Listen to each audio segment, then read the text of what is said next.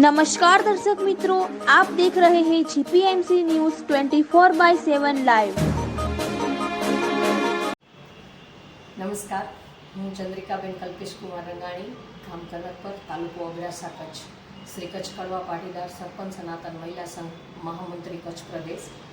આજે આપણા લોકલાડીલા એવા મહંત જગતગુરુ શ્રી સતપંથાચાર્ય જ્ઞાનેશ્વર દેવાચાર્યજી મહારાજનો 75મો અવતરણ દિવસ છે. તો આ જન્મદિવસ નિમિત્તે હું એમને ખૂબ ખૂબ આખા સમાજ કચ્છ મહિલા પ્રદેશ તરફથી જન્મદિવસની શુભકામનાઓ પાઠવું છું.